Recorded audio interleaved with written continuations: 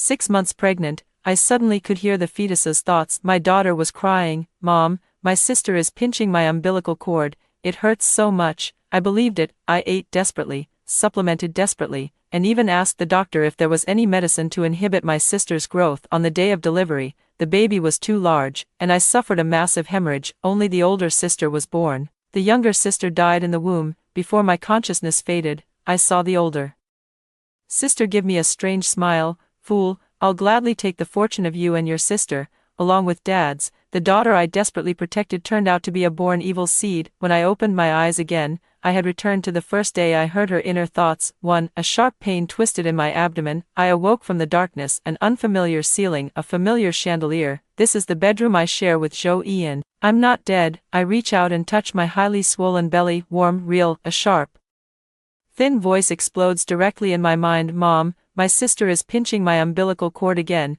It hurts so much. She wants to kill me. She wants to hog all of Mom's nutrients." My body stiffened. That voice, I remember. I sat up abruptly, looking around. The calendar on the wall had bright red numbers. August 15th. I am 6 months pregnant, and this is the day I first heard my eldest daughter's inner thoughts. "I'm back, Mom. Why aren't you saying anything? Hurry up and eat, or I'm going to be drained dry by my little sister, this useless little sister. Why isn't she dead yet?" I close my eyes. Images from my past life flood into my mind like a tide. I believed her words. My eldest daughter, Zhou Nianxi. I believe every word she said. I believe it was the youngest daughter, Zhou Zian, who was hurting her. I started eating frantically. Chicken soup, fish soup, all kinds of nutritional supplements. I stretched my stomach until I vomited. I just wanted to protect Zhou Nianxi. I even went to ask the doctor if there was any medicine that could suppress the development of the other fetus. The doctor looked at me as if I were insane. Zhou Ian also advised me, saying both are our children. I didn't listen. On the day of delivery, because both babies were too large, I had a difficult labor. Blood stained the operating table. The doctor asked, "Save the mother or the child?" With my last ounce of strength, I cried out, "Save the child. Save my Nianxi." Zhou Ian was outside signing the papers. He agreed. I feel life slipping away. In my blurred consciousness, I saw Zhou Nianxi being carried out. She wasn't crying. She turned her head and looked in my direction. She smiled. I heard the last words she said to me. "Fool, you believe everything you hear. Your luck, your sister's luck, and Dad's. They're all mine now." So, she was the evil seed all along. The one I desperately tried to protect was a devil, and my quiet daughter, who never spoke a word, my Xian, until her death, she never once called out to me for help. I am dead, with endless regret. "Mom, what are you spacing out for? Go eat something." Zhou Nianxi's impatient voice rang out once more. "This old thing is so slow. I'm practically starving to death. Once I'm born, the first thing I'll do is snatch Zhou Ian away, leaving you all alone in an empty room." I opened my eyes. His eyes were icy cold. I slowly got out of bed. My body felt somewhat heavy due to the pregnancy. I walked to the living room. Mother-in-law was just coming out of the kitchen with a bowl of chicken soup. "Su Rui, you're awake. Quick, drink it while it's hot.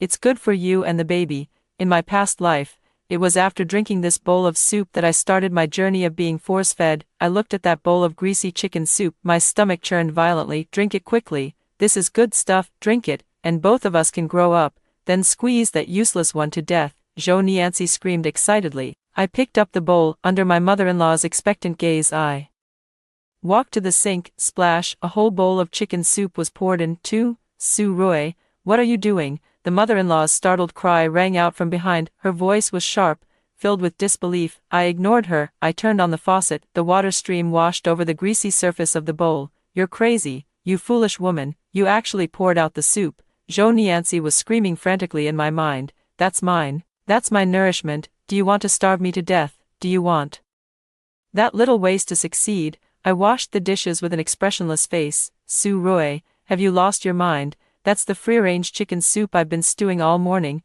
My mother-in-law rushed over and snatched the bowl from my hands. Her eyes were wide as saucers. "If you don't want to drink it, just don't drink it. Why would you pour it out? Do you have any idea how hard Ian works to earn money?" I turn off the faucet. I turn around and look at her calmly. "Greasy." I utter a single word. The mother-in-law was stunned. "What?" I said. "It's too greasy. It makes me nauseous." I pointed at the chicken fat in the sink. "The doctor said that in the late stages of pregnancy, you need to control your weight and eat a light diet." "Nonsense. Which doctor said that?" Pregnancy is all about getting extra nourishment, the mother-in-law immediately retorted. Dr. Zhang, the head of the city's maternity and child health hospital. I brought out the most authoritative doctor from the hospital. From now on, I will be responsible for my own diet. I looked at my mother-in-law and spoke each word clearly. There's no need for you to worry about it. This damn old woman, always ruining my plans. Mom, don't believe the doctors. They're all liars. They want to harm me. Zhou Nianzi was still screaming. I simply ignored it. My mother-in-law was left speechless by my words. She opened her mouth but couldn't utter a word for a long time. My gaze fell on the fruit plate on the coffee table. There was a bunch of grapes placed there. In my previous life, Zhou Nianzi said she wanted to eat grapes. I ate an entire box. In the end, my blood sugar skyrocketed, and I almost suffered from gestational poisoning. Mom, I see grapes. I want to eat them. Zhou Nianzi's tone suddenly changed. It became soft and sweet, as if she was acting coquettishly. Mom is the best. Hurry and give me some grapes to eat. I walked over, picked up that bunch of grapes. My mother-in-law thought I was going to eat them, and her expression softened slightly. I plucked one off. Put it in your mouth. It's very sweet. Yes, this is the taste. Mom, eat more. Zhou Nianzi's voice was filled with satisfaction. I chewed twice, walked over to the trash can. I spat out the grape, along with the skin and seeds. Then, I took the entire remaining bunch of grapes in my hand, and threw them all into the trash can. You! Zhou Nianzi's scream almost pierced my eardrums. My mother-in-law was completely dumbfounded. She pointed at me, her fingers trembling. You, Su Rui, what exactly are you trying to do? The door opened. Zhou Ian was back. He was dressed in a suit, carrying a briefcase in his hand. He frowned upon seeing the confrontation in the living room. Mom, Su Rui, what's going on? His mother-in-law seemed to have found her backbone and immediately started complaining. Ian, you need to discipline your wife. She's gone crazy today. I don't know what's gotten into her. She poured out the chicken soup I made and threw away the grapes I bought. I think she just doesn't want my granddaughter to have a good time. Zhou Ian looked at me. His eyes held a questioning look. Dad is back. Zhou Nianzi's voice instantly turned aggrieved and obedient. Dad, Mom is bullying me. She won't give me food. She wants to starve me to death. Tell me about her quickly. I look at Zhou Ian, looking at this man I have loved for many years, yet who in my past life personally signed away his claim on me. My heart is completely calm. Yan, I have an appointment for a prenatal checkup with Director Zhang tomorrow morning, I said. Take a day off and come with me. 3. Zhou Yan was taken aback for a moment. He didn't expect me to make this request. In the past, to show my thoughtfulness and understanding, I never asked him to take time off to accompany me for prenatal checkups. I always went by myself or had my mother-in-law accompany me. Upon hearing this, my mother-in-law became even more displeased. What prenatal checkup? Didn't we just have one last week? Yan is so busy with work. How could he have time to accompany you to the hospital every day? Don't go to the hospital. Zhou Nianzi's voice carried a hint of panic. I hate hospitals. There's something there that will hurt me. Mom, don't go. I'm scared. Scared? You're just afraid the ultrasound machine will reveal your little tricks. I sneered inwardly. I'm feeling a bit unwell in my stomach. I looked at Zhou Ian, my tone calm. With 2 children, it's better to be cautious. Zhou Ian's gaze fell on my prominent belly. He remained silent for a moment. Finally, he nodded. All right, I'll take leave tomorrow morning. He took off his suit jacket and handed it to his mother-in-law. Mom, Su Rui is having a tough pregnancy and her emotions are unstable. Please be more understanding. He was trying to smooth things over. He was also indirectly giving me a way to help his mother-in-law save face. In my past life, I would have surely taken the opportunity to apologize to my mother-in-law, but now, I just responded with a faint, Then I turned and went back to the bedroom. Bang! I closed the door, shutting out the mother and son pair. This good-for-nothing actually dares to order Dad around. Wait until I'm born. I'll definitely make her pay. Zhou Nianzi was still cursing, but Dad is still on my side. He agreed to go to the hospital, probably just to see if that little waste is dead or not. Great. Tomorrow I'll get to see her dead with my own eyes. Her words sent a chill down my spine. Is this something a fetus should be saying? I walked over to the bed and sat down, gently placing my palm on the right side of my abdomen. That is Xian's seat. She is always very quiet, so quiet that I often overlook her presence. In my previous life, until the day I died, I never heard her say a word. Cherish peace. I'm sorry, Mom is back. This time, Mom will definitely protect you. I lay down and closed my eyes. I no longer paid any attention to Zhou Nianzi's Voice, the next day, Zhou Ian indeed took a leave of absence. We drove to the hospital. On the way, he tried to talk to me. Surue, have you been under too much stress lately? Mom is getting older and speaks her mind, don't take it to heart. I looked out the window, no response. Dad is talking to me, he cares about me. Mom is such an idiot. Dad is talking to her and she doesn't even respond. She deserves to be abandoned. Zhou Nianzi said proudly, arriving at the hospital, registering and queuing up. Every step of the process was the same as in her previous life. Finally, it's my turn. I lay on the examination bed. Director Zhang personally operated the equipment. The cold coupling gel was applied to my stomach. I felt a bit nervous. On the screen, two small figures appeared. They were huddled closely together. Director Zhang moved the probe. Is this my sister? She pointed at the larger figure on the screen. Look, her hand, it seems. My heart leaped into my throat. Her hand seems to be on the baby's umbilical cord. Director Zhang's words hit me like a heavy hammer to the heart. Zhou Ian also leaned in to take a look. His face instantly changed. Mom, look, the little sister is going to die. Zhou Nianzi's excited voice echoed in my mind. The doctor and Dad both saw it. They're going to get rid of this little waste. Mom, hurry and beg the doctor to save me. I look at the screen. The image is blurry, but I can see Zhou Nianzi's hand was indeed resting on Zhou Zian's umbilical cord, exactly the same as in the previous life. This is the evidence she used to slander Zian. Zhou Ian tightly held my hand. His voice was trembling. Doctor, what's going on? Is the older sister pinching the younger sister? Director Zhang frowned, carefully examining the screen. Don't worry, there's an angle error in the ultrasound. Let me try a different angle. She moved the probe. The image on the screen changed.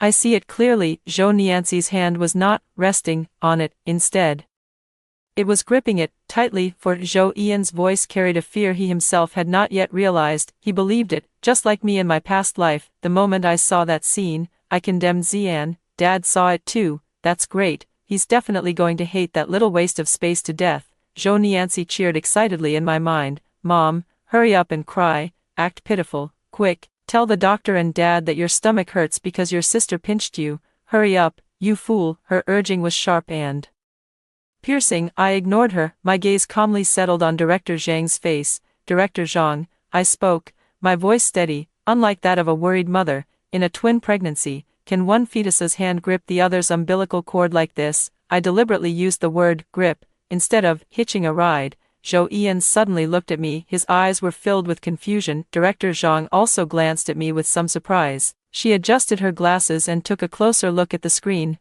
Indeed. It's clenched, she murmured thoughtfully. This situation is extremely rare. Generally speaking, the space inside the uterus is limited, and occasional contact between fetal limbs is normal, but such persistent and forceful grasping may affect the blood flow and nutrient supply of the grasped fetus. Her words were like a massive stone thrown into a calm lake. Zhou Ian's face instantly turned pale. Will it affect the nutritional supply? Then could my sister be in danger? He asked. Urgently, danger? I wish she were dead. Dad is worried about me. Yes, he must be worried that I'll be dragged down by this useless person. Zhou Nianzi thought maliciously. Director Zhang did not answer immediately. She adjusted the instrument, and the data on the screen began to flicker. Currently, all of the older sister's indicators are very good, even slightly above standard. The younger sister's indicators are within the normal range, but leaning toward the lower limit. This indicates that there is indeed an imbalance in nutrient absorption. Director Zhang's tone became serious. Mrs. Zhou, have you been eating too oily recently? I immediately nodded. Yes, my mother-in-law makes me all sorts of tonic soups every day. I told her it's too oily, but she doesn't believe me. My tone was filled with helplessness. Zhou Ian's lips moved, but no words came out. He was well aware of his mother's actions. Nonsense. Director Zhang's tone grew stern. Who said you have to stuff yourself when you're pregnant, with a twin pregnancy? It's even more important to focus on a scientific diet and control your weight. Oversized fetuses only increase the risks during delivery, which is no good for either the mother or the babies. Starting today, stop all those greasy, heavy tonic soups, eat more vegetables and high-quality protein, and strictly follow the diet plan from the nutrition department. Director Zhang's words felt like a slap in the face to my mother-in-law, and even more so to the foolish version of me from my past life. No, I can't stop. Zhou Nian's desperate roar echoed in my mind. This damn old hag, she wants to starve me to death. Mom, quickly refute her. Tell her, I want to eat meat. I want to drink soup, of course. I wouldn't refute her. I looked at Director Zhang and nodded solemnly. Okay, doctor, I've got it. So, how do we solve the issue of the older sister holding onto the younger sister's umbilical cord? I steered the conversation back on track. This question was the core of today's discussion. Director Zhang let out a sigh. We cannot intervene in the behavior of the fetus in the womb. We can only monitor it closely. You should come in for an ultrasound every week to monitor the umbilical blood flow of the baby. If any abnormal indicators are detected, you will need to be hospitalized immediately, and a cesarean section may even be required ahead of schedule, of course. There's no need to be too nervous. Maybe my sister will let go in a little while. This requires luck. The examination is over. I slowly sit up from the bed. Zhou Ian supported me. His palms were covered in cold sweat. Doctor, thank you, I said to Director Zhang, walking out of the ultrasound room. Zhou Ian remained silent. His brows were tightly furrowed, as if he was pondering something. He no longer simply believed, as he had at the beginning, that it was just one child bullying another. Director Zhang's words made him realize the complexity of the issue. One indicator exceeds the standard, while another umbilical cord is tightly held. One indicator falls below the norm, potentially affecting nutrient supply. This scene, no matter how you look at it, does not seem like the weak are resisting, more like a strong person bullying. A seed of doubt, finally, in my husband's heart, it was planted. 5. Returning home, the mother-in-law immediately stepped forward. How did it go? What did the doctor say? Her face was filled with anticipation. She was hoping the doctor would confirm her belief that the younger granddaughter was unwell and needed to nourish the older one. Zhou Ian glanced at me without saying a word, then walked straight to the living room to pour water. He clearly didn't want to be part of this conversation. This was exactly what I wanted. I needed to personally shatter all of my mother-in-law's illusions. The doctor said I have excessive nutrition. I spoke calmly. Both babies are larger than average, especially the older sister, who is already 2 weeks ahead. The doctor told me to start controlling my diet from today.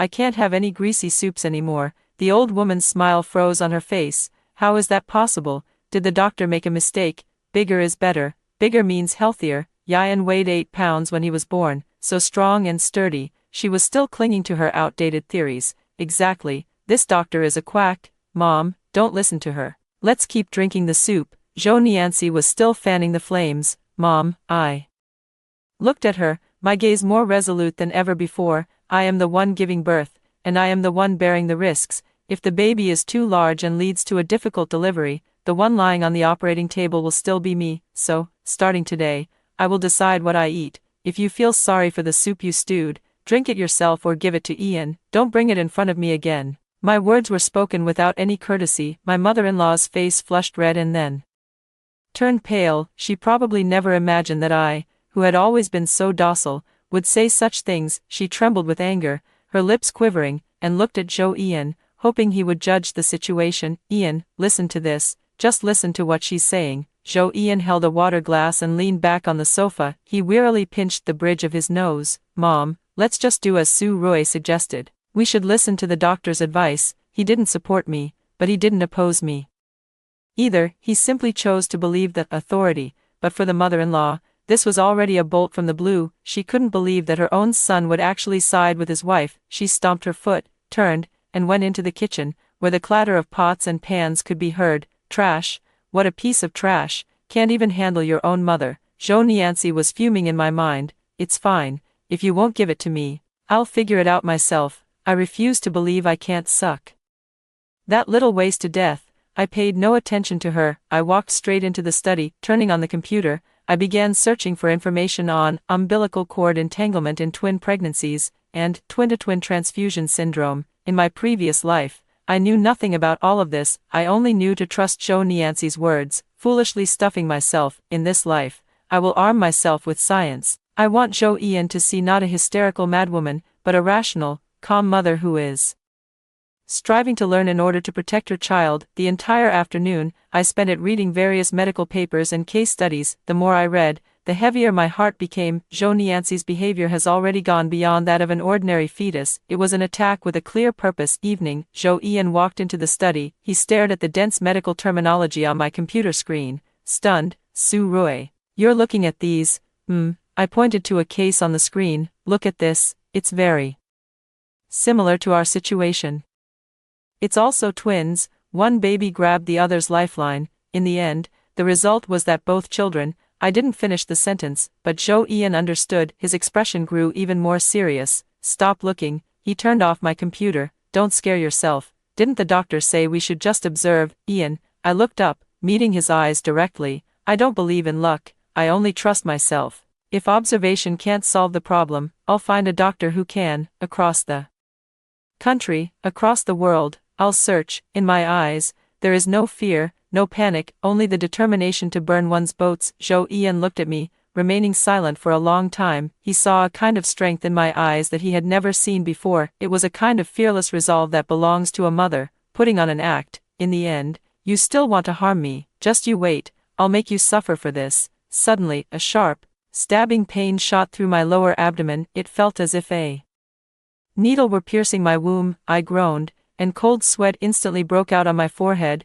What's wrong? Zhou Ian immediately became tense. My stomach hurts. I grabbed his hand and pressed it against the right side of my abdomen, the location of Xian. It's here. It seems like the older sister is kicking the younger sister. I deliberately spoke vaguely. Zhou Ian's hand rested on my belly. He could clearly feel that on the left side of the abdomen, the spot belonging to Zhou Nianzi was violently, one after another, bumping against the right side. That's not a fetal movement, it's a malicious attack. His pupils suddenly contracted. 6. Zhou Ian's hand froze on my abdomen. He could feel a kind of domineering, forceful throbbing. One beat, then another, each one precisely aimed in the same direction, and my body, with each impact, convulsed in waves. She's been moving all along. Zhou Ian's voice sounded somewhat dry. Yes. I leaned against him, pretending to be weak. It hasn't really stopped since this afternoon. I looked it up, and it said that frequent fetal movements in the late stages of pregnancy could be a sign of oxygen deprivation.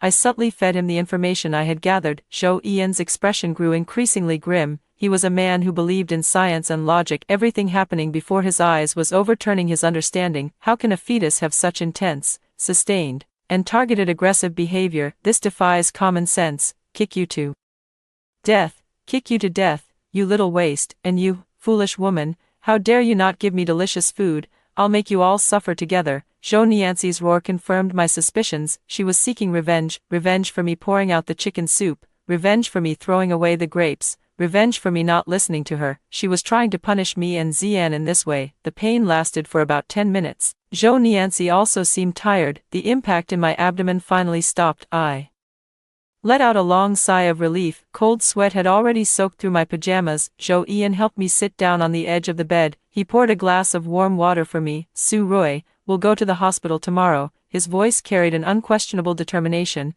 We can't wait any longer. I've asked someone to contact Professor Li from the Provincial Maternal and Child Health Hospital. He's one of the top fetal medicine experts in the country. My heart stirred. Professor Li, in my previous life, after I had a difficult labor, Xian could not be saved. In his grief, Zhou Ian had once sought out this Professor Li, wanting to understand the cause of Xian's death. At that time, Professor Li concluded that the fetus had been in a state of long-term malnutrition and hypoxia, which ultimately led to organ failure, and the culprit behind all of this is another, overdeveloped, fetus. At that time, Zhou Ian thought it was because Xian was too weak. He didn't know that it was Zhou Nianzi's deliberate murder, which had been planned for months. In this life, I will not give Zhou Nianzi this opportunity again. Okay, I nodded. An expert, another expert. Can't you just stop? I'm perfectly fine and don't need to see a doctor at all. Zhou Nianzi's voice was filled with resistance and fear. She was afraid that her disguise would be exposed by more professional equipment and more skilled doctors.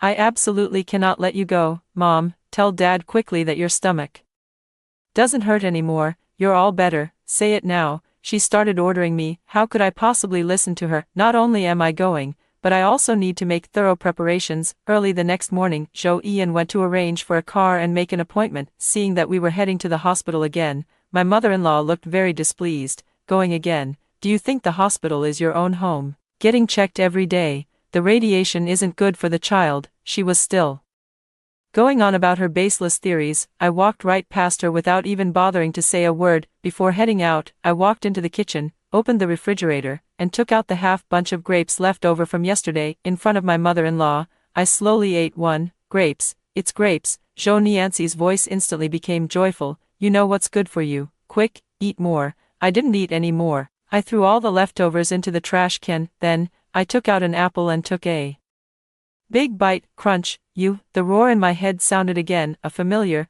sharp pain began to radiate from my abdomen. Zhou Nianzi started attacking me with her old tricks again. Very well, I was trying to provoke you, I just want you to show your malice, without any reservation. In front of that expert, I endured the pain and walked out of the house. I got into Zhou Ian's car. Does it hurt again? He noticed my pale face and immediately asked. I pointed to the left side of my abdomen. It seems she doesn't like me eating apples. Zhou Ian's knuckles turned white as he gripped the steering wheel. He didn't say another word, he just slammed on the accelerator. The car sped along the road. I leaned back in my seat, my hand gently resting on the right side of my abdomen, where Xian is. Don't be afraid, my child, we're going to get help. This time, Mom won't let you fight alone anymore. 7. Provincial Maternity and Child Health Hospital, the nation's top fetal medicine center. Everything here is different from the city's maternity hospital. The corridor is so quiet that you can only hear your own heartbeat. Every medical staff member walks hurriedly with a serious expression. Zhou Ian pulled some strings, and we were able to meet Professor Li directly. He appeared to be in his 50s, with graying hair, but his eyes were as sharp as an eagle's. He didn't waste any words and directly reviewed our examination report from the Municipal Maternity and Child Health Hospital. The ultrasound shows that T1, which you refer to as the older daughter,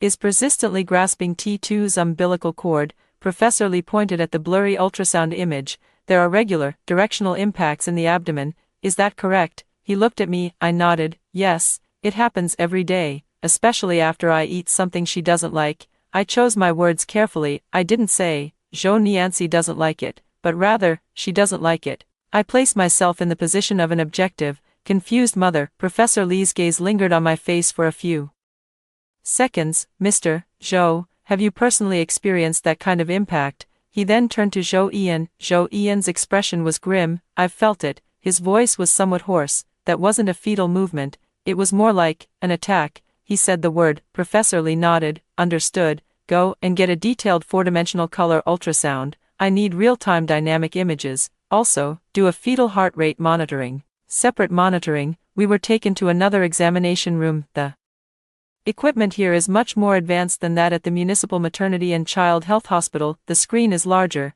and the images are clearer. I lay down again. The cold instrument glides over my belly. Zhou Nianzi seemed to sense a threat. What kind of place is this? These things make me very uncomfortable. Mom, let's go home. I don't want to stay here. Her voice was filled with anxiety and unease. She began to thrash violently inside my womb, more intense than ever before. I groaned in pain. It's starting, I said to the operating doctor. Professor Li and Zhou Ian stood right in front of the screen. They could clearly see that the light spot representing Zhou Nianzi, like a raging bull, was charging again and again toward the small, quietly curled up light spot on the right. Zhou Xian, my dear Xian, in order to avoid the attack, has already retreated to the farthest corner of the womb, but Zhou Nianzi is relentless. She even stretched out her foot and kicked hard on the screen.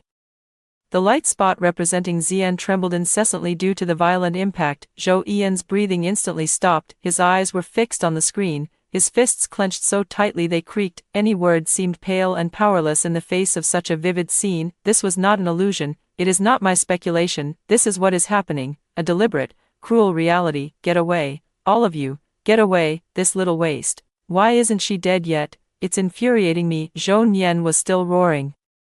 She didn't know that every move she made, every attack she launched, was being projected with perfect clarity into my husband's eyes through high-definition footage. The examination lasted for half an hour. For me, it felt as long as a century. After it ended, I was practically being helped out by someone. In Professor Li's office, the atmosphere was so oppressive it felt suffocating. The situation is even more serious than I imagined. Professor Li's expression was one of rare gravity in his decades-long career. This is not simply twin-to-twin transfusion syndrome, nor is it ordinary umbilical cord entanglement. This is a type of fetal behavior I've never seen before, one with clear, subjective aggression. T1 is using every possible method to try to prevent T2 from surviving, including, but not limited to, competing for nutrients, restricting space, and direct physical attacks. The fetal heart monitor shows that every time T1 initiates an attack, T2's fetal heart rate drops sharply, even falling below the danger line at one point. This indicates that T2 has already developed intrauterine distress, meaning hypoxia. if this continues, she will die in the womb due to hypoxia and malnutrition long before birth. Every word from Professor Lee felt like a cold knife piercing Zhou Ian's heart. He sat there, his body rigid and motionless, the color drained from his face. What? Oxygen deprivation? Is that little good-for-nothing going to die? Zhou Nianxi's voice suddenly became filled with surprise. Great, it's finally about to succeed. Hurry up and die, hurry up and die. Her cheers formed the cruelest contrast with the deathly silence in the office. I closed my eyes, suppressing all my emotions deep within. Professor, I speak up, breaking the silence. What should we do? Professor Lee looked at me, a hint of sympathy in his eyes. At present, the only way is to preserve T2 as much as possible. First, completely cut off the excessive supply of nutrients to T1. I will give you a strict diet plan that you must follow every day, down to the gram. This recipe can ensure the basic nutrition for T2, but it will make T1 feel hungry. Hunger will make her weak, and her aggression will diminish accordingly. Secondly, I recommend that you be hospitalized for observation. We need to monitor T2's fetal heart rate 24 hours a day. In case of an emergency, we will immediately intervene within the uterine cavity or even perform a cesarean section in advance. Mrs. Zhou, Mr. Zhou. Professor Lee stood up, looking at us solemnly. You need to be mentally prepared. Every day from now on will be a battle. The child you need to protect is one who won't cry for help, and your enemy is another. 8. As I walked out of the hospital building, the sunlight outside was a bit glaring. Zhou Ian remained silent. He walked beside me like a puppet that had lost its soul. Professor Lee's words had completely shattered the scientific worldview he had built over the past 30 years. It wasn't until he sat in the car that he finally reacted. He reached out his hand, trembling, and covered my abdomen. Through the thin fabric, he seemed to want to feel the presence of the two little lives inside. Su Rui, he spoke, his voice terribly hoarse. I'm sorry, he said. I did not respond. Those 3 words were too light, and too late. They cannot bring back my life that was unjustly taken in my previous life, nor can they restore Xian's brief existence, which never saw the light of day. The car started. Zhou Ian did not go home immediately. He drove to the city's most expensive maternal and infant nutrition center. He took the recipe prescribed by Professor Lee and had the nutritionist prepare all the ingredients for the upcoming week. Then, he went to the pharmacy and bought the most precise electronic food scale. He made his stance clear through his actions. In this battle, he chose to stand on my and Xian's side. Returning home, my mother-in-law was sitting on the sofa with a gloomy expression. Seeing us come in with bags of stuff, she immediately stood up. Where have you been running off to again? Don't you know someone is waiting at home? Ian, look at what you've bought. What are all these things? Green vegetables and radishes. Can these things be nutritious? The turtle soup I've been stewing in the pot is almost cold. As she spoke, she was about to go to the kitchen to ladle the soup. Mom, Zhou Ian called out. To stop her, his voice was as cold as ice. Pour out the soup. Her mother-in-law turned back in disbelief. What did you say? I said, pour out the soup. Zhou Ian repeated it word by word. Starting today, I will personally be in charge of Su Rui's diet, Professor Lee's recipe. No one can change it. If you dare let her drink another sip of that oily soup, we'll move out. The mother-in-law was completely stunned. She looked at her son as if he were a stranger. Her lips trembled, wanting to say something, but she was frightened back by Zhou Ian's sharp gaze. In the end, she could only stomp her feet, walk back to her room resentfully, and slam the door shut with a bang. This unfilial son, for the sake of an outsider, he dares to speak to his own mother like that, and that guy surnamed Lee is definitely a quack. My poor granddaughter is going to be starved to death by them. In my mind, Zhou Nianxi was cursing alongside my mother-in-law, sharing the same hatred. I couldn't be bothered to pay attention. Walking into the bedroom, I closed the door and began my plan. I turned on my phone and played a piece of Mozart's piano music. This is widely recognized as one of the best types of prenatal music. Then, I took out a small portable speaker and placed it on the right side of my abdomen, where Xian was. The melodious sound of the piano flowed gently. My hand gently caressed there. So noisy. What on earth is this? It sounds awful. Turn it off quickly. Zhou Nianxi immediately began to protest irritably. A restless stirring also came from the left side of my abdomen. I ignored her. The music lasted for 10 minutes. I turned off the speaker. Then, I changed the song, a heavy metal rock track with an intense rhythm, filled with drum beats and screams. This time, I placed the speaker on the left side of my abdomen, right where Zhou Nianxi was. The deafening music began to play. Zhou Ian pushed the door open and was startled by the noise. Su Rui, What are you doing? Prenatal education. I pointed to my belly and made a shoo gesture at him. I'm trying to implement differentiated education. Zhou Ian frowned, looking at me with confusion, but he didn't stop me. He stood to the side, quietly observing. He saw it. At the moment the rock music started playing, the disturbance on the left side of my abdomen actually stopped. Not only did it stop, there were even a few excited pulsations, carrying a strange sense of rhythm. It was as if they were dancing to the beat of disco. Yes, that's it. This is exciting, much better than that lullaby from earlier. Louder. Zhou Nianxi's voice was filled with a morbid excitement. Zhou Ian's pupils contracted once more. A fetus that enjoys listening to heavy metal rock music, a fetus that becomes restless upon hearing Mozart. This can no longer be explained as a coincidence. It is an innate nature, an innate longing for chaos and noise, and an instinctive rejection of beauty and harmony. I turned off the music. The room returned to silence. I look at Zhou Ian. Ian, do you believe it? Some children are born angels, while others are born devils. Zhou Ian did not speak. He just walked over and tightly embraced me from behind. His chin rested on the top of my head. I could feel his body trembling slightly. 9. The next few days, an eerie calm had settled over the home. Zhou Ian seemed like a completely different person. He no longer worked overtime, no longer attended social engagements, and came home on time every day. He personally took over my 3 daily meals, using an electronic scale. He strictly followed Professor Li's recipe, measuring each ingredient precisely to the gram: vegetables, fish, and a small amount of grains. It was so bland, it felt like eating grass. My mother-in-law wore a dark expression every day, venting her frustrations indirectly in the living room, but Zhou Ian remained unmoved. He even learned to ignore all her complaints. I'm hungry, so hungry. This Zhou Ian, does he want to starve me to death? And this foolish woman, eating so little every day. Are you a pig? Zhou Nianxi's curses became the only background noise in my mind. Her aggression had indeed diminished somewhat due to hunger. The impacts in my belly were no longer as frequent or violent, but her resentment grew with each passing day. I knew she was merely gathering strength, waiting for the next opportunity to erupt. I did not let my guard down. Every day, I spent a lot of time communicating with Xian. I place my hand on the right side of my abdomen and gently stroke it. I tell her stories and listen to soothing music. I tell her that mommy is here, her brother is here, and we are all protecting her. I don't know if she can understand, but every time I do this, I can feel a slight, gentle response, like little fish blowing bubbles. That's my Xian. She's telling me she's still trying. That afternoon, I was taking a nap. In my drowsiness, I was startled awake by a strange sound. It wasn't the sharp roar of Zhou Nianxi, but rather, a sobbing sound. Mom, Mom. The voice was thin and weak, filled with endless grievance. I feel so unwell. My sister is absorbing my nutrients again. I'm about to disappear.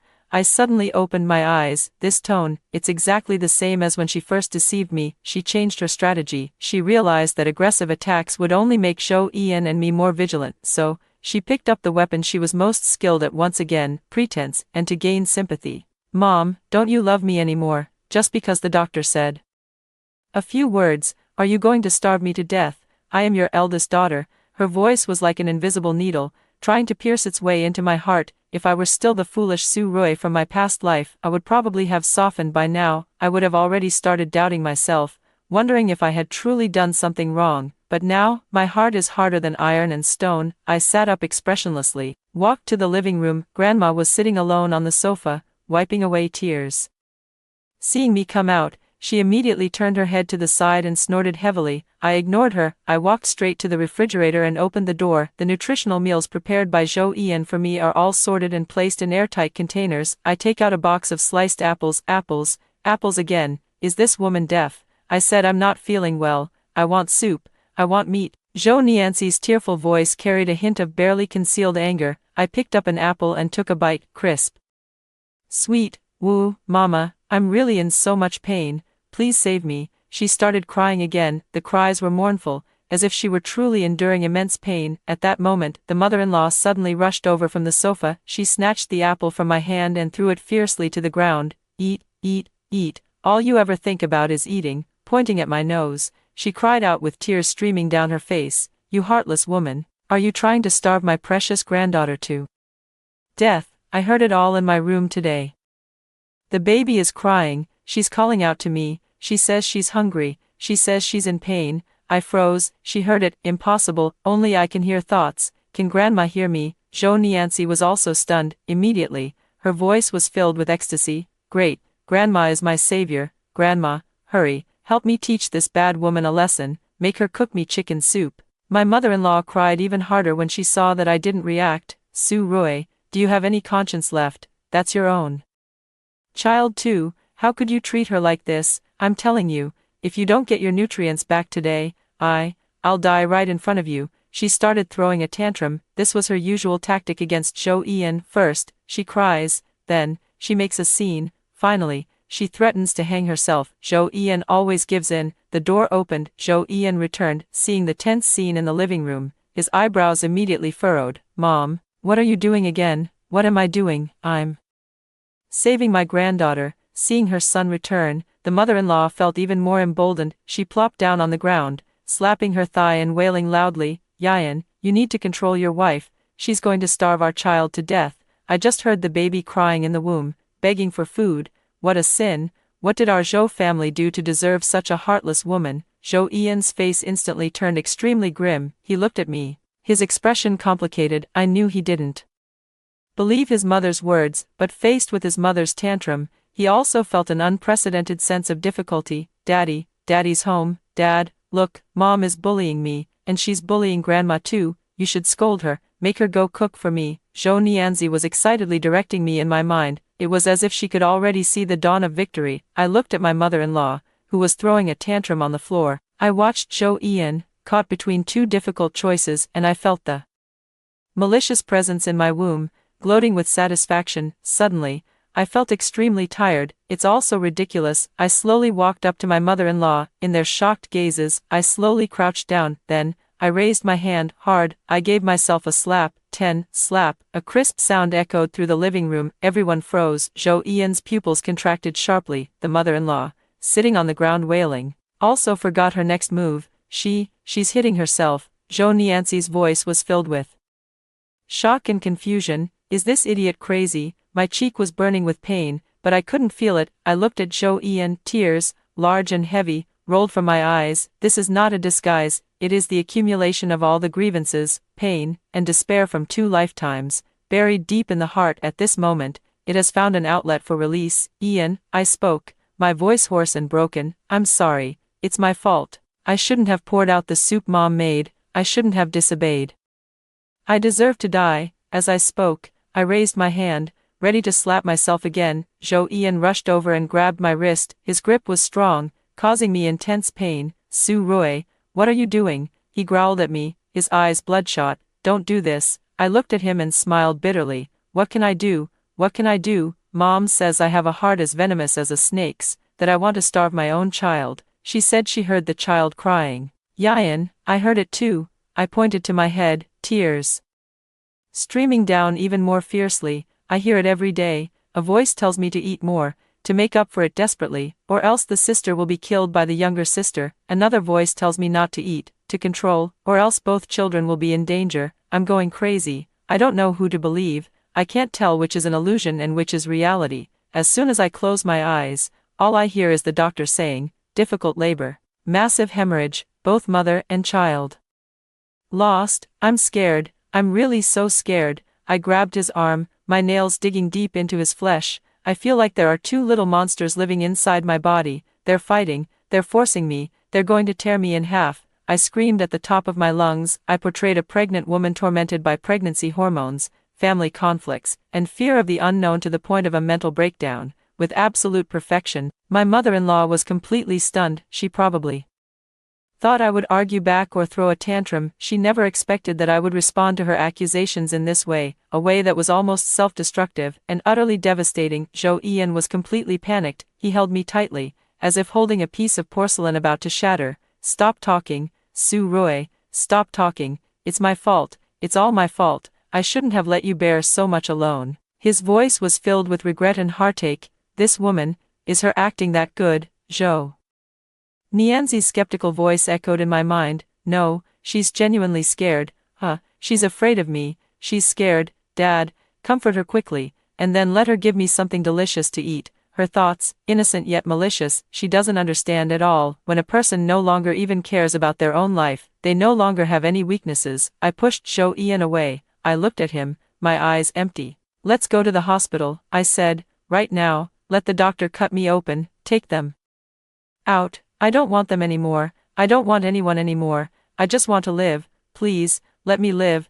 My words were like a knife, piercing Zhou Ian's heart. He looked at my pale face, at my hollow, desperate eyes. He knows, I'm not joking. This home is no longer a place I can stay. If I stay any longer, I really will go mad. I will die. Okay, he nodded, his eyes red. Let's go to the hospital. I'll call Professor Lee right now. We'll check in. Su Rui, don't be afraid. I'm here. I'll take you away. He supported me as we stumbled out. My mother-in-law scrambled up from the ground, wanting to say something. Zhou Ian turned around, looking at her with a chilling gaze she had never seen before. Mom, if anything happens to Su Rui or the child, I will never return to this home for the rest of my life. After speaking, he didn't glance at her again, supporting me, resolutely. He walked out of this suffocating cage. 11. The VIP ward in the hospital, pure white walls, clean sheets, and the air filled with the smell of disinfectant. Everything here makes me feel at ease. Zhou Ian has completed all the hospital admission procedures. He didn't go home. He made a temporary nest on the hospital's visitor bed. He insisted on staying with me 24 hours a day. My mother-in-law called several times. Zhou Ian hung up directly each time. In the end, he turned off his phone, completely cut off from all external disturbances. Hospital, the hospital again. I hate this place, Zhou.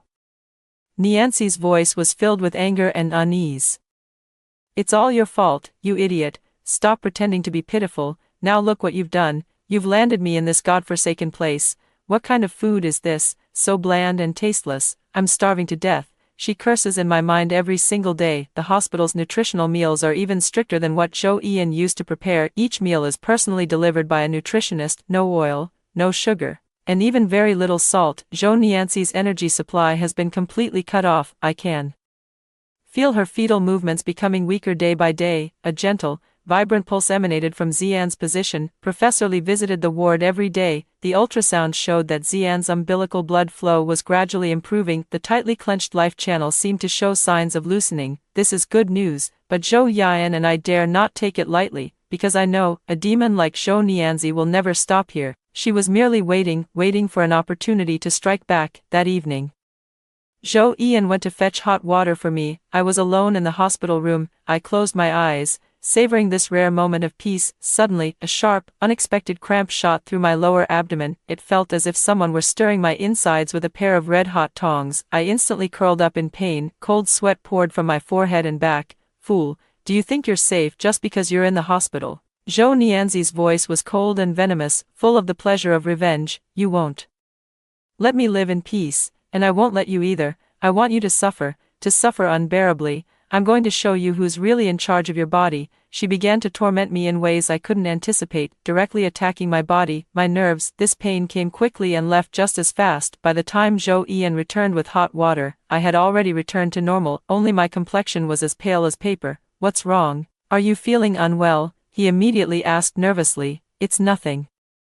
I shook my head. Maybe I'm a bit hungry. I can't tell him. I have no evidence. To the doctor, all kinds of sudden pains during the late stages of pregnancy are normal. If I say that my fetus is deliberately tormenting me, they will only think that my mental issues have worsened. Yes, that's right. You can't say anything. You can only endure it yourself. Zhou Nianzi smiled triumphantly. Next, let's play an even more interesting game. As soon as she finished speaking, a strong wave of nausea surged violently up my throat. I covered my mouth and rushed into the bathroom, facing the toilet. I experienced a wrenching dry heave. I couldn't vomit anything out. My stomach was completely empty, but that churning, overwhelming sensation felt like it was about to burn through my esophagus. Zhou Ian followed me in, anxiously patting my back. Su Rui, are you okay? I rinsed my mouth and looked up. In the mirror, my eyes were bloodshot, looking utterly disheveled. Having fun, Mom? Zhou Nianxi's voice was like the whisper of a devil. This is just the appetizer. As long as I'm not happy, anytime, anywhere, I can make you suffer more than death.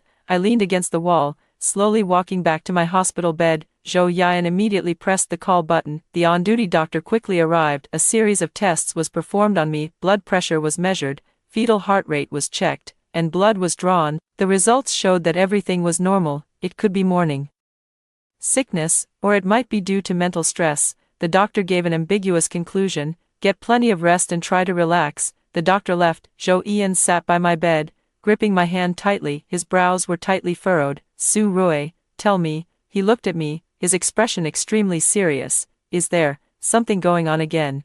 Is she at it again?" He didn't continue, but he knew, and I knew. "We are talking about the same person." I looked into his worried eyes. I knew I could no longer bear it alone. I needed to make him understand, more directly and profoundly, what kind of monster we were facing. I take a deep breath. "Ian, turn on the recording function on your phone. From now on, for 24 hours, don't turn it off. Perhaps you might hear something unexpected." 12. Although Zhou Ian was puzzled, he still complied. He turned on the recording function on his phone and placed it on the bedside table, an inconspicuous corner. "Recording." Zhou Nianxi's voice carried a hint of disdain. "What is this fool trying to do? Does she really think a recording can capture my voice?" How laughably naive. Of course, she didn't know, what I wanted to record wasn't her voice, it was mine. It's my reaction, my pain, and my soliloquy. The next 2 days, Zhou Nianxi's torment intensified. It was as if she had found a new, interesting toy. She took great pleasure in attacking me in various ways. Sometimes it was a sudden, needle-like sting. Sometimes it's a sudden, suffocating dizziness. Sometimes it's a severe leg cramp in the middle of the night, so painful it jolts you awake. Every attack, she would gleefully provide a live commentary, in my mind, and I, the moment she opens her mouth, will use the lowest voice, only the recorder can capture, to respond. "Fool, I will make your head hurt as if it's about to explode." Her words had just fallen. I immediately covered my head, letting out a suppressed groan, muttering incoherently, "Stop reading, my head hurts so much. Let's see if you dare disobey again. I'll make your stomach twist into knots right now." I immediately curled up, pleading weakly into the air. "Please, stop, I won't dare do it again. The weather is nice today. Let me give you a taste of what it feels like to fall off the bed." A wave of dizziness swept over me, making the world spin. Instinctively, I grabbed the railing by the bed, using all my strength to keep from falling. At the same time, I cried out in terror, "No, don't push me." When Zhou Ian was not around, I was like this, all alone, in the hospital room. I performed one eerie monologue after another. My voice was soft, very indistinct to the nurses and others. It was merely the unconscious moans and sleep talk of a pregnant woman, but that phone recorded everything, down to the last detail. The third day, Zhou Ian needs to go to the company to handle some urgent matters. Before leaving, he felt a bit uneasy. "Su Rui, I'll be back soon. Call me immediately if anything comes up." I smiled at him. "Don't worry." After he left, I lay on the bed. I knew that Zhou Nianxi's most active time was about to arrive. That troublesome man is finally gone. Silly woman, let's play something exciting. I heard from the nurse that a new flower has bloomed in the garden downstairs, called datura.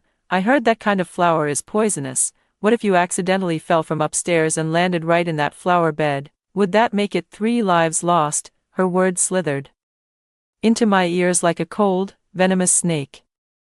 My heart clenched violently. She actually had murderous intentions. She wanted me to take her and Xian to die together. I immediately pressed the call button by the bed. Want to call for help. Too late. A dizziness more intense than ever before suddenly seized me. The ceiling, the walls, the windows, everything before my eyes was spinning wildly. My body slid uncontrollably off the bed. I fell onto the floor, struggling. I crawled toward the door. I must leave this place. I must find someone. Stop struggling. It's useless. Your body is under my control now. Zhou Nianxi's voice carried a tone of triumphant confidence. My hand had just touched the doorknob, yet my body suddenly stood up on its own. My feet, moving with stiff steps, one after another, walked toward the balcony. I look at my own body walking towards that open balcony without any safety net installed. My consciousness is incredibly clear, but I cannot control any of my own movements. I have become a prisoner within my own body, a mere observer. Jump. Zhou Nianxi issued the final command in my mind,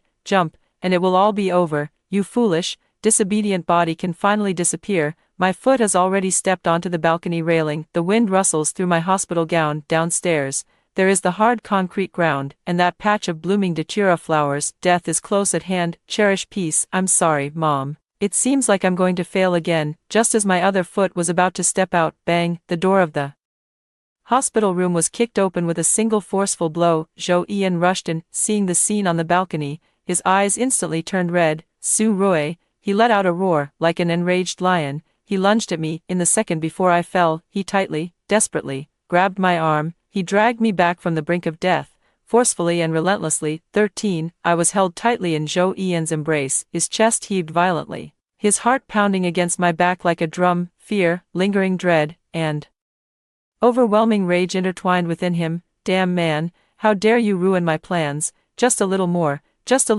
and that foolish woman would have been gone. Zhou Nianxi's voice screamed frantically in my mind, filled with the fury of a plan destroyed. I collapsed limply into Zhou Ian's arms, gasping for breath. My whole body is trembling, not because of the cold, but because I had just brushed past death. Su Rui, Su Rui. Zhou Ian's voice trembled in my ear as he called my name. Over and over, as if trying to confirm I was still alive, I raised my hand, mustering all my strength, and pointed toward the bedside table. Phone. I weakly uttered the 2 words, recording. Listen. Zhou Ian suddenly snapped back to reality. He carried me back to the bed, wrapped me tightly in the blanket, then pounced like a leopard toward the nightstand, grabbing the phone that had been recording all along. He took out the earphones, plugged them in, and put them on. He must block out all distractions to listen to what is recorded inside. The hell that belongs to me. The hospital room was very quiet. I could see Zhou Ian's face growing paler and paler as the recording played, his eyebrows furrowed tighter and tighter, his lips pressed into a stiff, straight line. He heard it. He heard those eerie, intermittent mutterings I made after he left. Stop chanting. My head hurts. Please, stop. Don't push me. That exclamation, "Don't push me," was the cry I let out as my body uncontrollably slid off the bed. Zhou Ian's hand clenched into a fist,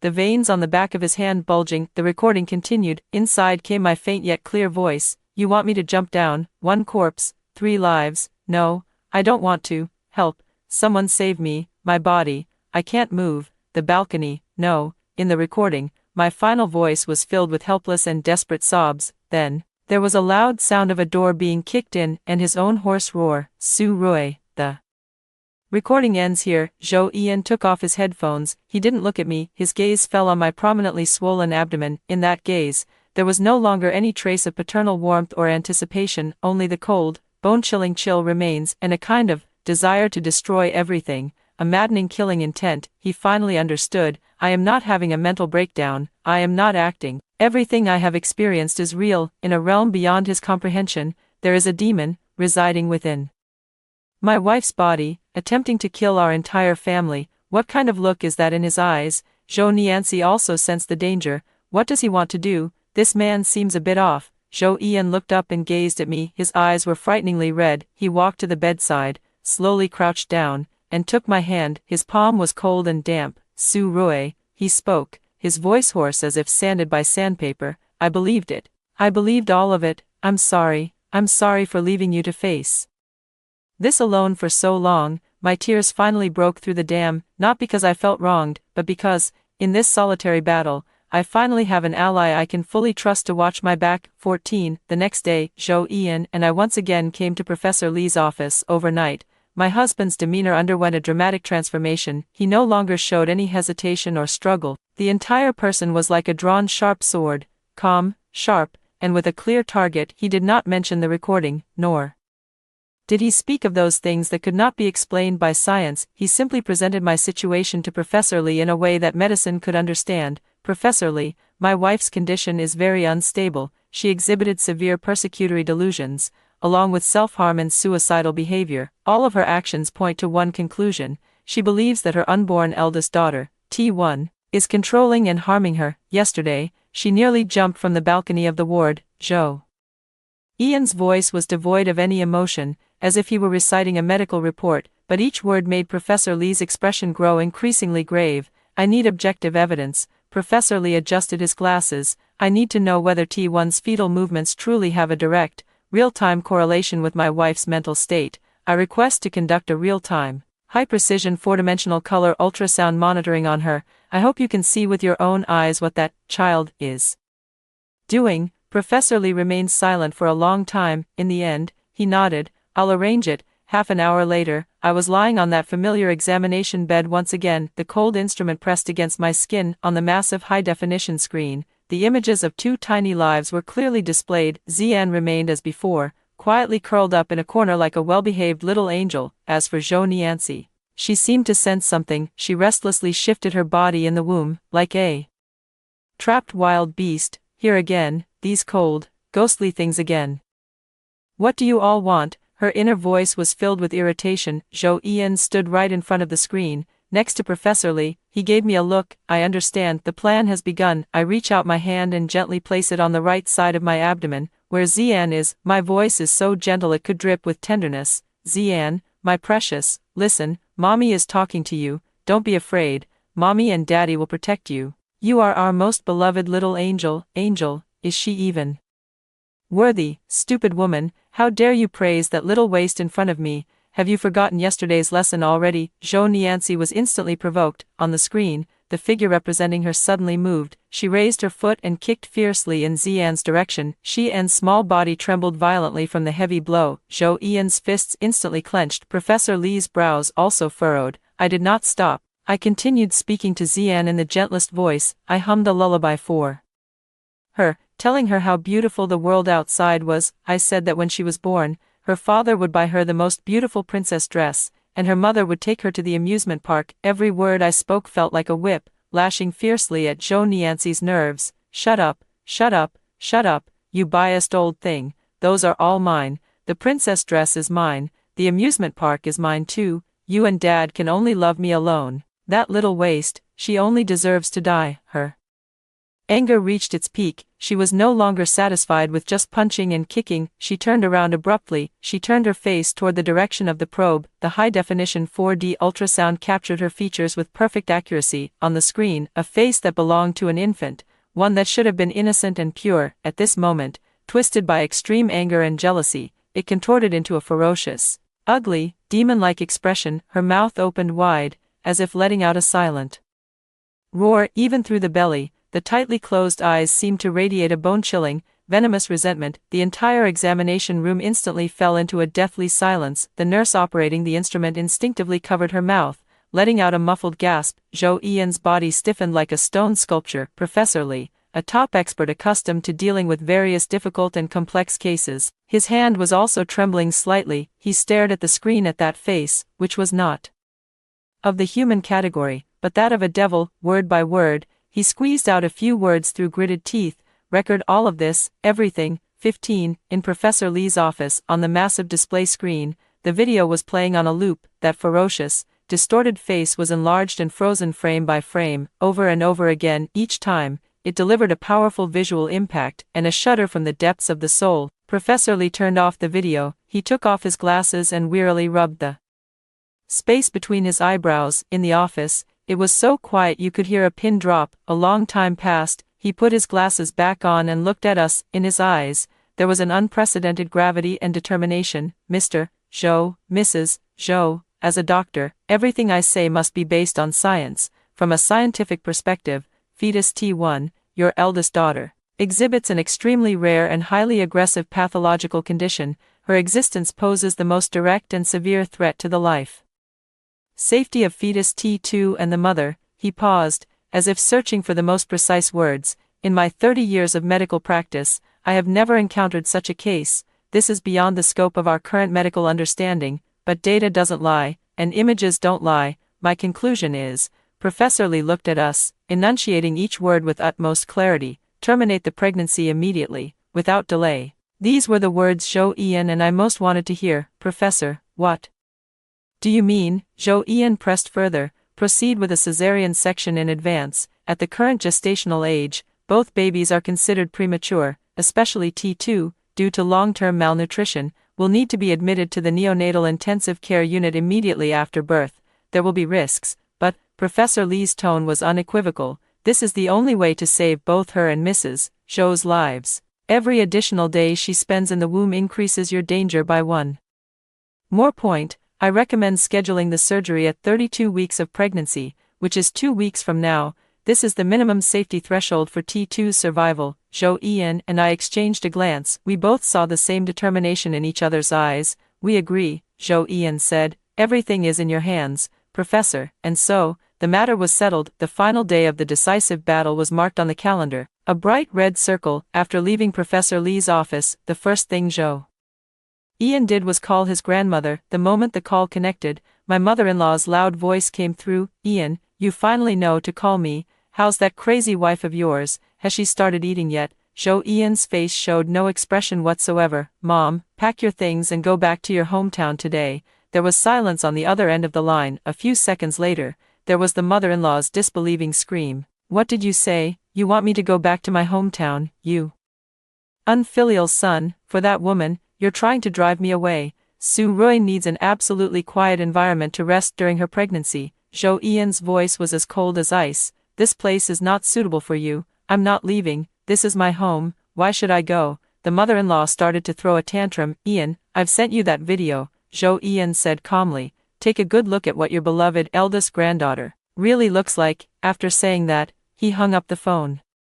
Directly, block, power off, all in one go. He completely cut off the last external factor that could possibly interfere with us. In the hospital room, only the two of us remained. We stared at the red circle on the calendar, neither of us speaking. 2 weeks, 14 days. This is the final hurdle for Zian and me. As long as we can get through this, we can welcome a new life. Surgery, C-section. Zhou Nianxi's voice echoed faintly in my mind. She knew it too. Want to get me out early, want that little waste to survive. Her voice was no longer filled with rage, nor was it cursing. Instead, it was a kind of eerie calm. Ian, Su Rui, do you think you've won? Do you think that by taking me out, everything will be over? Naive. She let out a soft laugh. That laughter, like a poisoned ice pick, pierced straight into my marrow. I'm telling you, the operating table is not her rebirth. It is the guillotine for both of you. Mother and daughter, 16. Ian never answered his mother-in-law's calls again, but he underestimated a mother's obsession.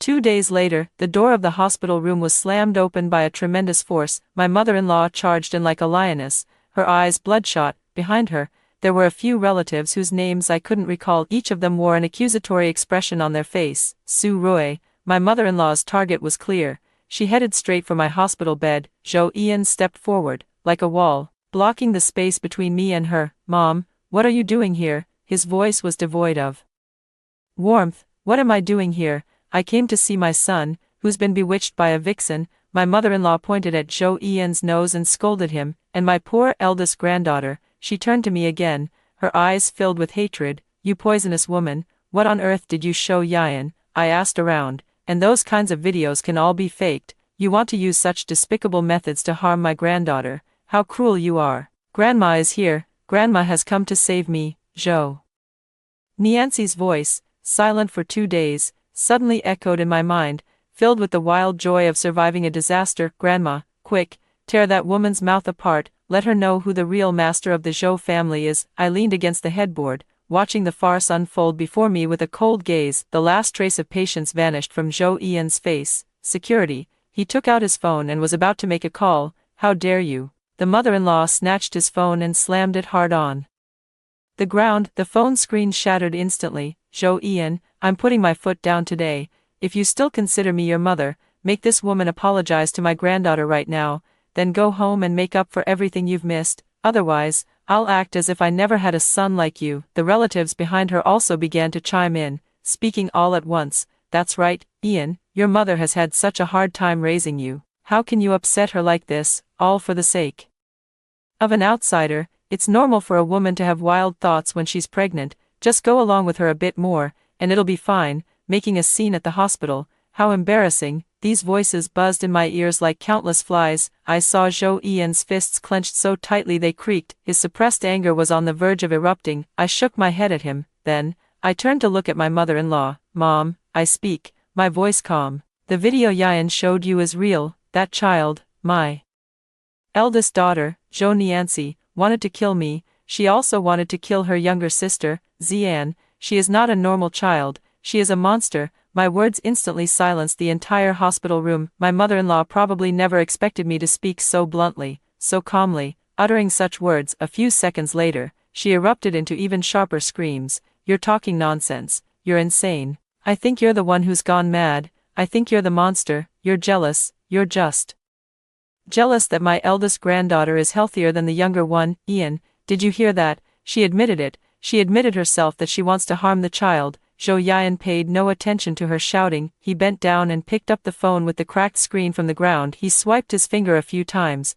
Fortunately, It still worked. He found a file, then. He handed the phone to his mother-in-law. He pressed the play button. Let go of your voice, his mother-in-law was still struggling. I want you to listen to something. Zhou Ian's voice was as cold and hard as iron. You wanted to know what your daughter-in-law went through, didn't you? Listen. From the recording came my suppressed, agonizing groans, and those intermittent, dream-like mutterings to myself. Stop reading. My head hurts so much. Please, stop. I won't dare do it again. Don't push me. The mother-in-law's expression began to change. The anger on her face was gradually replaced by confusion and unease. The recording continued. It was me, controlled by Zhou Nianxi, who made those desperate cries for help as I walked towards the balcony. You want me to jump down? 1 corpse, 3 lives. No, I don't want to. Help. Someone save me. My body. I can't move. The balcony. No. Finally, there was the loud,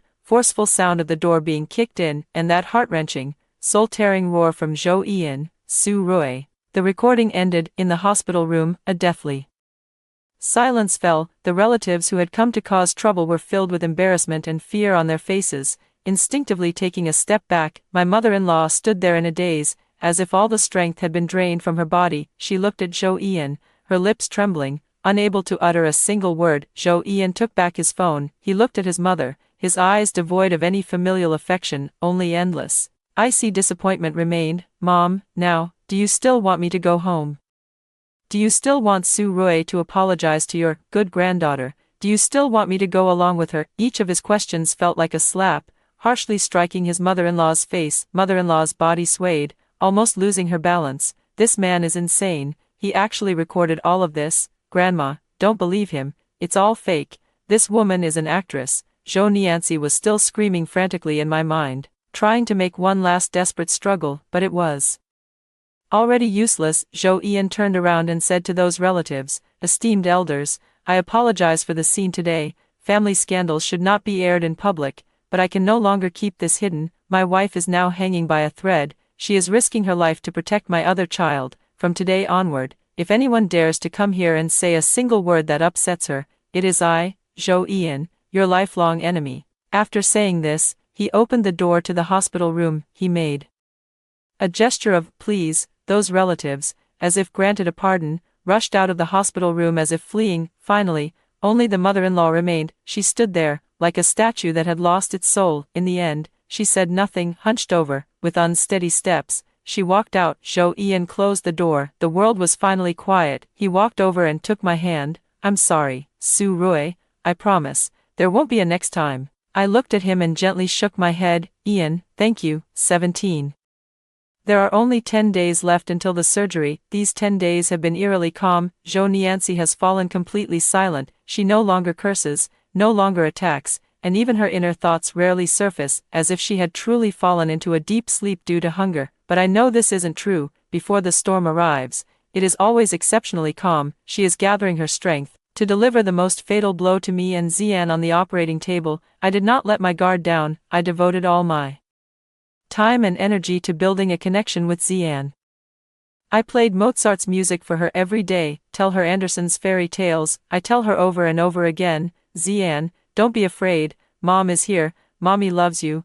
I don't know if she can hear me. All I can feel is that when I stroke the right side of my abdomen, the response there seems to grow clearer day by day. From the initial sensation of a little fish blowing bubbles, later on, it felt like a kitten's paws gently scratching my belly. It was a gentle, affectionate interaction. That night, I had a dream. In my dream, I stood within a warm, golden glow. A little girl in a white gauze dress, with her short legs, came running toward me. She looked about 70% like Zhou Ian. She ran up to me, lifted her little face, and stretched out her short arms toward me. Mommy, hold me. Her voice was soft and tender, sweet like cotton candy. I crouched down and held her tightly in my arms. Are you, Xian? I asked, trembling. In my arms, she nodded vigorously. Mom, her small hand touched my face. Bad sister is coming. She's going to bleed me. So much blood. Mommy, I'm scared.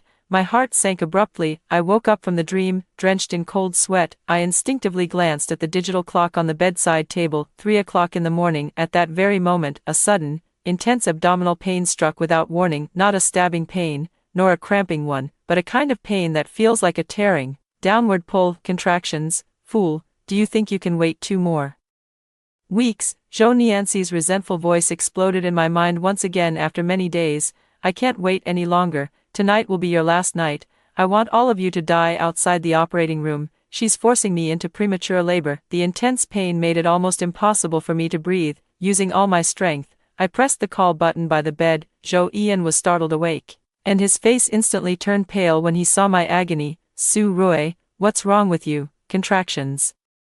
She's forcing me into premature labor. My words came out in fragments. Nurses and doctors rushed in quickly. Hurry, get ready to enter the delivery room. The mother's cervix is already dilated 2 centimeters. The situation is critical. Notify Professor Lee immediately. The entire ward instantly fell into chaos. I was swiftly pushed onto a moving hospital bed. The stark white lights in the corridor flashed past my eyes. Zhou Ian held my hand tightly, running alongside the bed. Su Rui, hold on, you must hold on. His voice was filled with fear. It's useless, no one can save you. If that little waste doesn't come out tonight, you won't live either. Zhou Nianxi is laughing triumphantly in my mind. The pain comes in waves, one after another. My consciousness is starting to blur. No, I cannot fall. If I fall, Xian will truly have no hope. Xian, my Xian, in my heart, I am frantically calling out this name. I use the last bit of my strength to focus all my thoughts on the right side of my abdomen. I recall her adorable appearance from the dream, her soft, gentle voice. Xian, help your mother, mother needs you. Suddenly, just as I was about to be consumed by the pain, a faint, yet incredibly clear warmth, flowing slowly from the right side of my abdomen, spread throughout my entire body. That warm current, like a gentle hand, soothed my uterus, which had been curled up in agony from the pain. The sensation of falling and tearing miraculously began to lessen. What's going on, Zhou?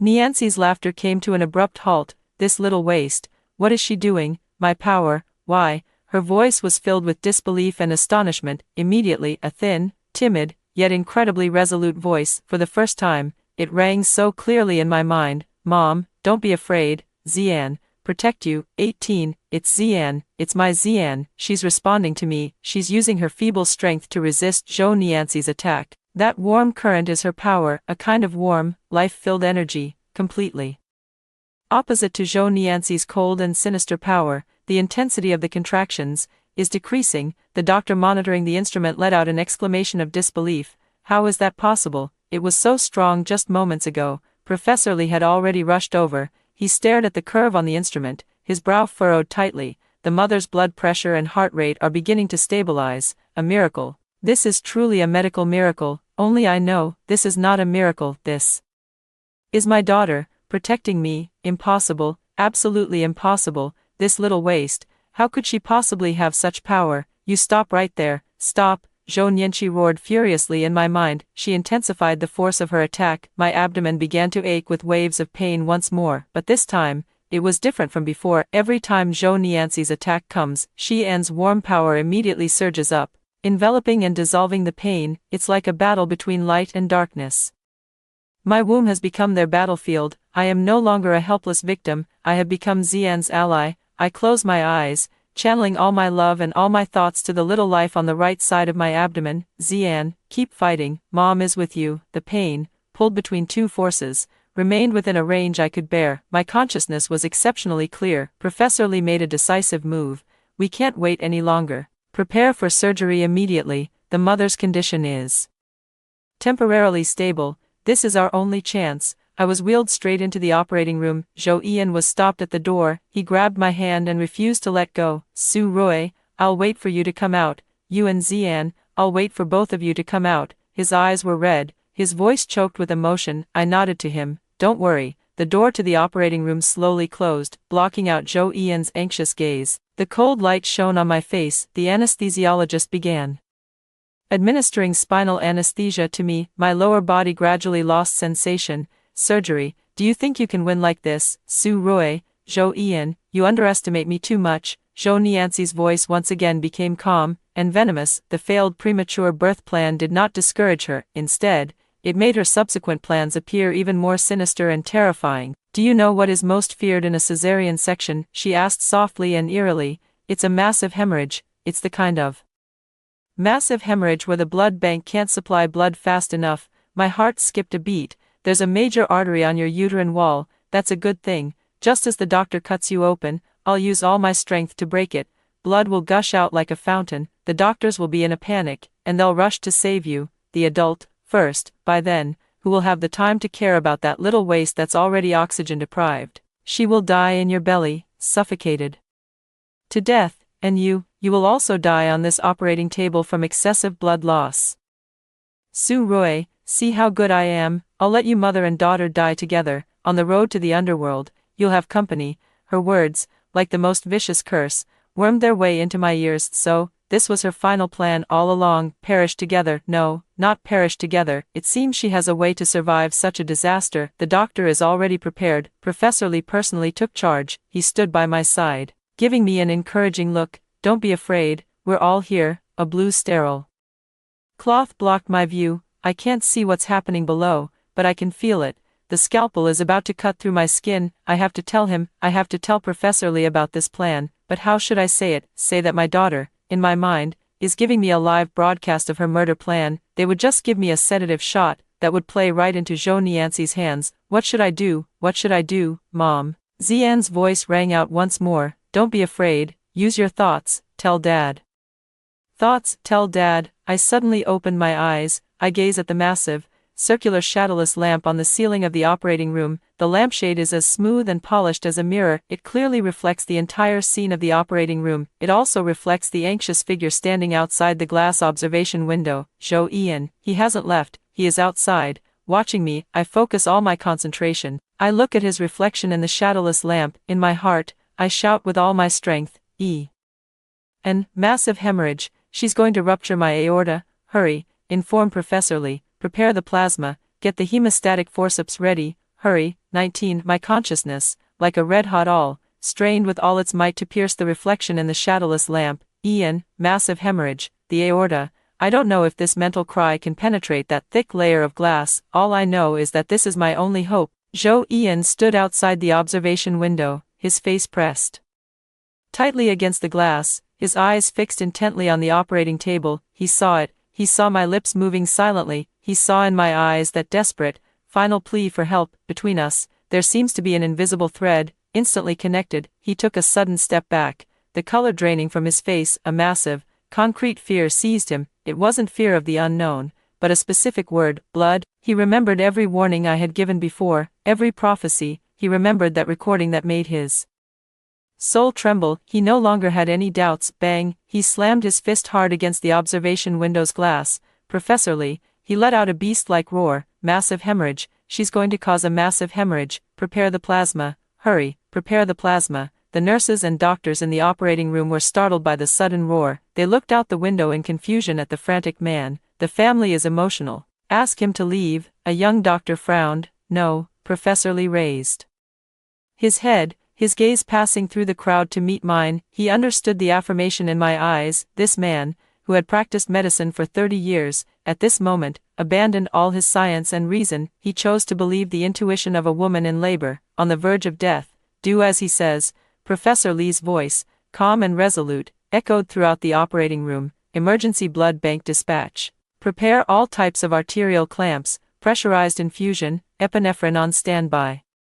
Orders were issued one after another, and the entire team immediately sprang into high-speed operation. Idiot, did he think shouting a few words could save your lives? Too late. Zhou Nianxi's voice was filled with disdain, just as Professor Lee's scalpel cut through the final layer of my abdominal wall. Now, this is hell. Zhou Nianxi made her move, a chilling force, like a precise bomb, slammed fiercely into the blood vessel deep within my womb. I felt something inside my body violently burst open. Broken. Professor Lee exclaimed in shock. Bright red blood gushed out instantly, like a flood breaching a dam. The surgical field was instantly dyed a deep crimson. On the monitor, my blood pressure began to plummet. A piercing alarm echoed throughout the operating room. The shadow of death looms over everyone. Do you see it, Su Roy? This is your fate. Your blood will run dry. That little wretch will suffocate, and I will be reborn within your corpse. Zhou Nianxi's voice was filled with the ecstasy of a victor. My consciousness began to scatter. My body grew colder and colder. Am I going to die? Xian, my Xian. Just as I was about to plunge into darkness, a familiar warmth surged forth once more from the right side of my abdomen. It was stronger and warmer than ever before, like a tiny sun, rising within my icy body. It shielded my heart, steadying the last trace of my consciousness, which was about to scatter. You, for the first time, a note of terror crept into Zhou Nianqi's voice. How could you still have strength? Xian did not answer her. She was using all her energy to buy time, for me, and for herself. Vision is clear. Found the breach, artery clamp, gauze, apply pressure to stop the bleeding. Because of the advanced preparation, Professor Li's team showed no signs of panic. They operated like a precise machine, with every step being accurate and efficient. More than a dozen hemostats precisely clamped the bleeding points. The gushing blood flow was forcefully brought under control, blood pressure stabilized. The patient is saved. Quick, get the baby. Professor Li did not hesitate for a moment. His hand steadily reached into my abdominal cavity. The first thing he touched was the tiny body curled up in the corner. Carefully,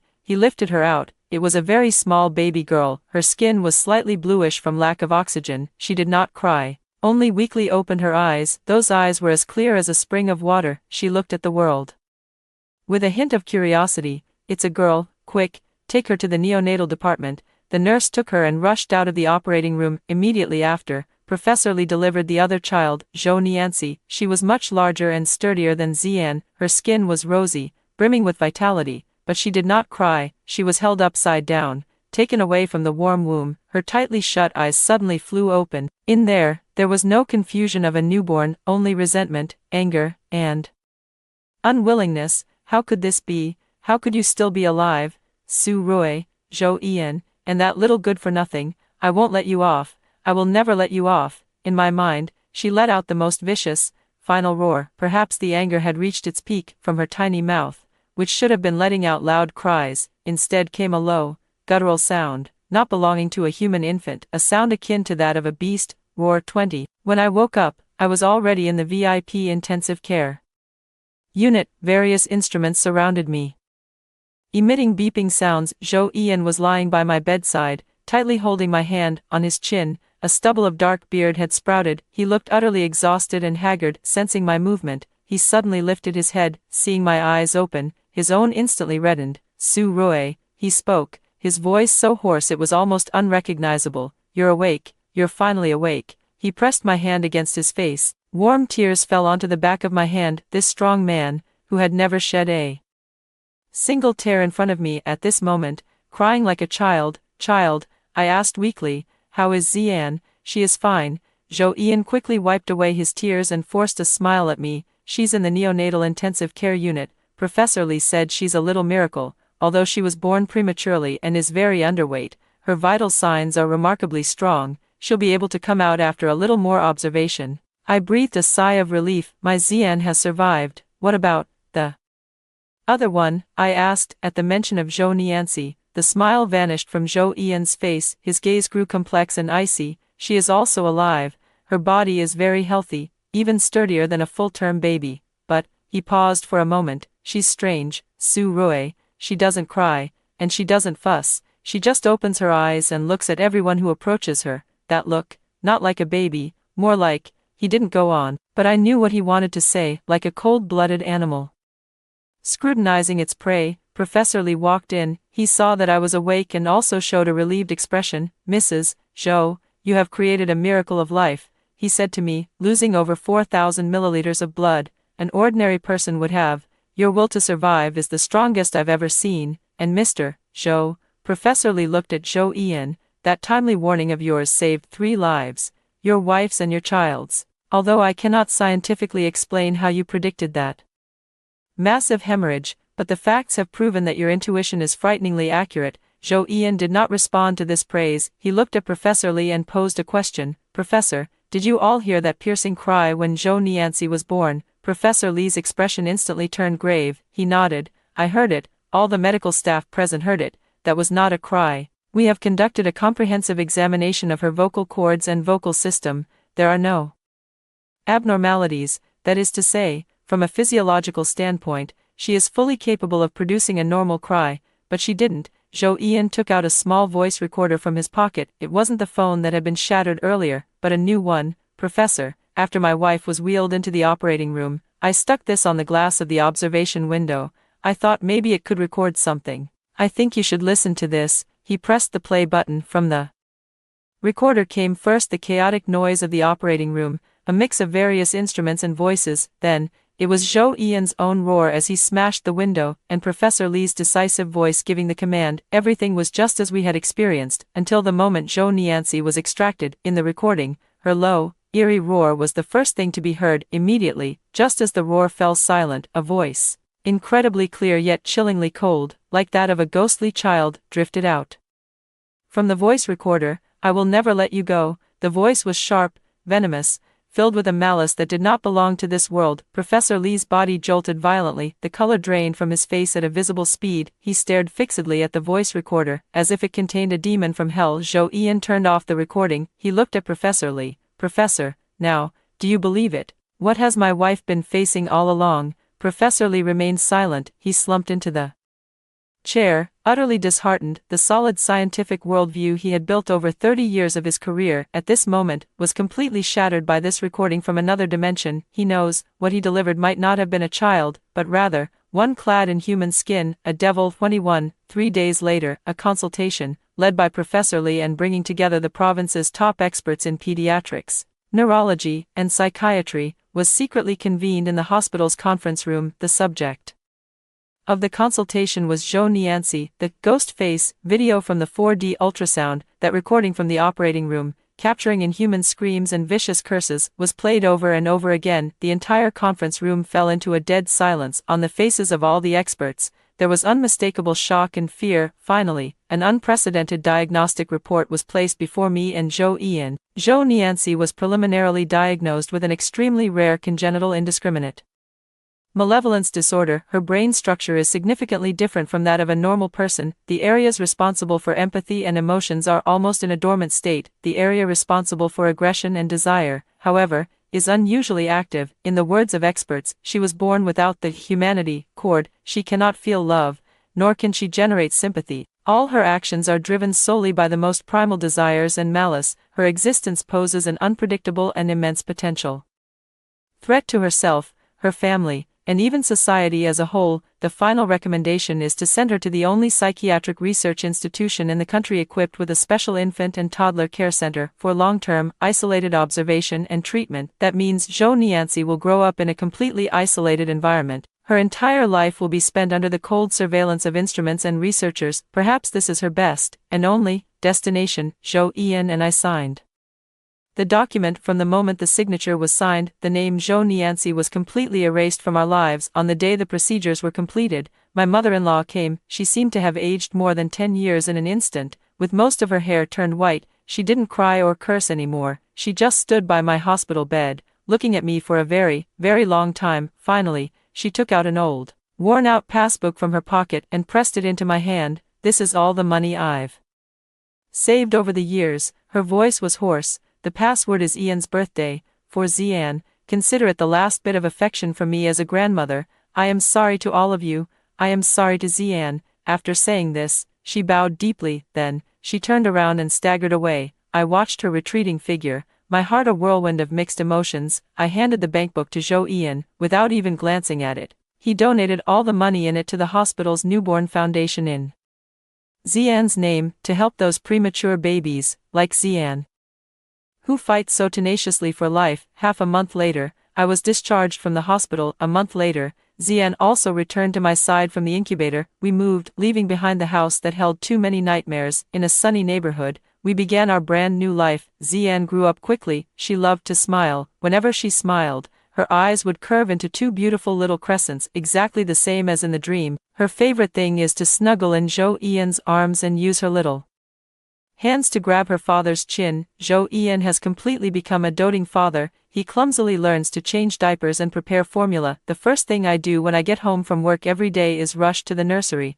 pick up his little princess, and shower her with kisses. The house is always filled with the sweet, babbling laughter of Xian, and the gentle responses of Zhou Ian. Sunlight streams through the floor-to-ceiling windows, spilling onto the floor. I held Xian in my arms, sitting in the rocking chair, gently swaying. Zhou Ian walked over and wrapped his arms around us, mother and daughter. From behind, he kissed my forehead, then kissed Zian's rosy cheek. Su Roy, he asked softly, can you still hear it now? I knew what he was asking. I shook my head. From the day Zhou Nianzi was sent away, all the voices in my mind vanished. That golden finger that had accompanied me through 2 lifetimes quietly withdrew after fulfilling its mission. Now, I can hear nothing. All I can hear is the rustling of the wind through the leaves. All I can hear is my husband's loving whispers in my ear, and the heavenly, contented sigh of this little angel in my arms. That is enough. I lowered my head and pressed a kiss onto Zian's smooth forehead.